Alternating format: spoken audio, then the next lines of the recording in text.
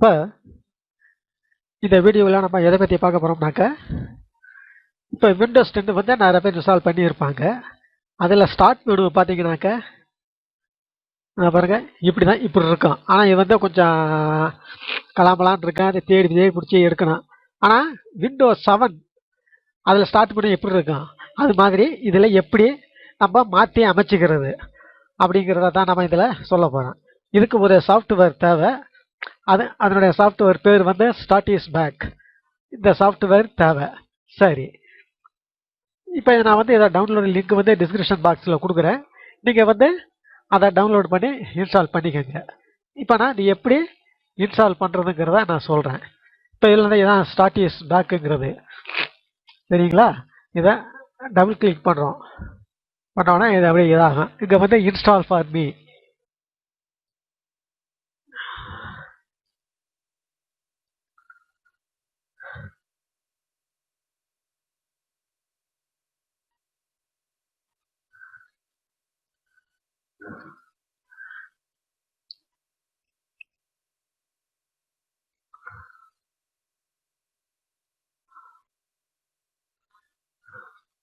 இது இப்படி அது இன்ஸ்டால் ஆகிடுச்சு. இன்ஸ்டால் ஆனதுக்கப்புறம் இப்படி வரும். இதில் வந்து பார்த்தீங்கன்னாக்க, அதாவது configure start is back now அப்படின்னு வரும். சரி, இப்போ வந்து இதை கிளிக் பண்ணுங்க.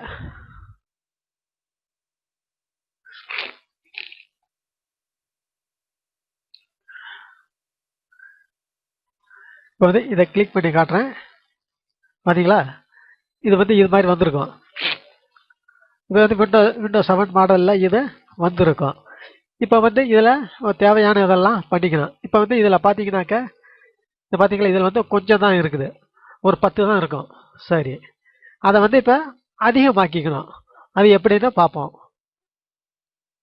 ஸ்டார்ட் பண்ணும். இந்த இடத்துல இருக்குது பார்த்தீங்களா, அதாவது இதை பாருங்க, இந்த இடத்துல இருக்கு பார்த்தீங்களா, number of recent program to display. இதை வந்து இந்த அப் ஏரோவை கிளிக் பண்ணி 20 வச்சுக்கலாம். Right, okay. அடுத்தது சுவிட்சிங்.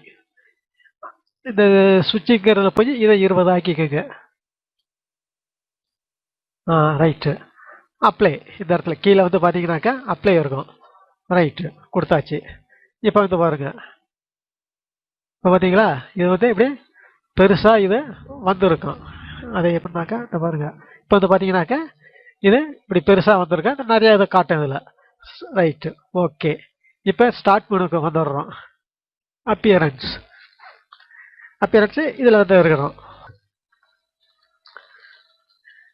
இப்போ இதில் வந்து இந்த பாருங்க, இது வந்து என்னன்னாக்கா இதை பாருங்க, use custom start menu colouring. இதை வந்து அதனுடைய கலரை மாற்றுறது. இதை வந்து ஏதாவது ஒரு டிக் அடிச்சிருங்க. டிக் அடித்தா தான் இது வரும். இப்போ நான் இந்த இடத்துல வந்து இது வந்து ஸ்டார்ட் மெனு கலர் கிளிக் பண்ணி நான் வந்து இந்த கலரை கொடுத்துட்றேன். கொடுத்துட்டு ஓகே கொடுக்குறேன். இந்த இடத்துல அப்ளை கொடுத்துட்றோம். சரி, இப்போ வந்து பாருங்கள், இப்போ பார்த்தீங்களா, இது வந்து இந்த கலருக்கு நம்ம எந்த கலர் செலக்ட் பண்ணோமோ அந்த கலருக்கு இது மாறி இருக்கும். சரி, இப்போ அடுத்தது வந்து customs use customs task bar colouring. சரி, அதே மாதிரி இந்த இடத்துல ஒரு டிக் அடிச்சிருந்தோம். டிக் அடிச்சாக்க இது வரும். இப்போ வந்து இதை நான் கிளிக் பண்ணுறேன். இதை வந்து டார்க் ப்ளூ அதை நான் கொடுத்துட்றேன். கொடுத்துட்டு ஓகே கொடுக்குறேன். இந்த இடத்துல அப்ளை கொடுத்துட்றேன். கொடுத்துட்டு பார்த்தீங்களா, இப்போ கலர் மாறிக்கிச்சு. அப்ளை கொடுத்தோம்னா கலர் மாறிக்கிச்சு.